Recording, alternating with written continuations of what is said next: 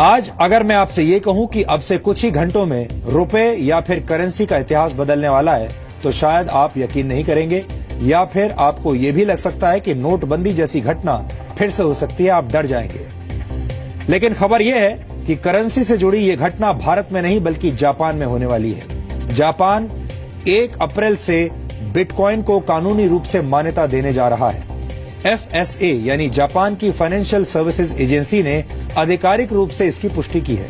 इसका मतलब यह है कि आप जापान में किसी भी तरह की खरीदारी के लिए बिटकॉइन का इस्तेमाल कर सकते हैं। बिटकॉइन के बारे में DNA में हम पहले भी बता चुके हैं, लेकिन जो दर्शक बिटकॉइन के बारे में अब भी नहीं जानते हैं, उनके मन में यह सवाल जरूर उठ रहा होगा कि आखिर ये बिटकॉइन होता क्या है।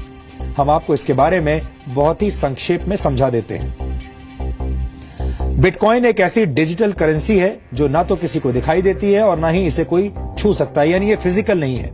आपको ये जानकर हैरानी होगी कि जिस करेंसी को कोई देख नहीं सकता, कोई छू नहीं सकता, वो दुनिया की सबसे मूल्यवान करेंसी है, क्योंकि बिटकॉइन के एक सिक्के की कीमत आज की तारीख में करीब 68,000 रुपए है।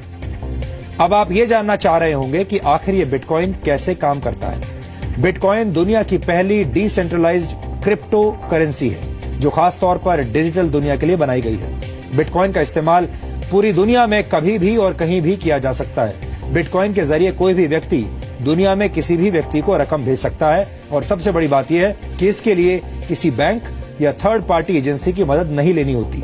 यानी आप जो पैसा किसी को भी भेजना चाहते हैं, उस पैसे को सीधे अपने बिटकॉइन वॉलेट से दूसरे व्यक्ति के बिटकॉइन वॉलेट में ट्रांसफर कर सकते हैं। दुनिया भर में इस वक्त लाखों लोग साधारण करेंसी की जगह बिटकॉइन का इस्तेमाल कर रहे हैं। फिलहाल दुनिया में पैसों के कानूनी लेन देन के लिए बैंक्स का इस्तेमाल करना पड़ता है, लेकिन बिटकॉइन एक ऐसी व्यवस्था है जिस पर किसी एजेंसी या सरकार का नियंत्रण नहीं है। बिटकॉइन के तहत लेन देन सीधे 2 लोगों के बीच होता है और इसमें बैंक इन्वॉल्व नहीं होता। ये लेन देन पूरी तरह से एनक्रिप्टेड होता है, यानी ये पैसों के लेन देन का एक सुरक्षित और सुपरफास्ट तरीका है, और ये पूरी तरह से गुप्त है। हालांकि इस करेंसी के अपने खतरे भी हैं। ये पूरी तरह सुरक्षित नहीं है। अगर बिटकॉइन से जुड़ी कोई गड़बड़ हो जाती है तो किसी दोषी व्यक्ति को पकड़ना बहुत मुश्किल है। इसके लिए आप किसी सुरक्षा एजेंसी, किसी न्यायालय या सरकार के पास या किसी बैंक के पास नहीं जा सकते। कहीं कोई सुनवाई नहीं है, क्योंकि बिटकॉइन बैंक पर निर्भर है ही नहीं। सरकार का नियंत्रण न होने की वजह से इस करेंसी की वैल्यू ऊपर नीचे होती रहती है और उसका कोई फिक्स्ड मैकेनिज्म नहीं है।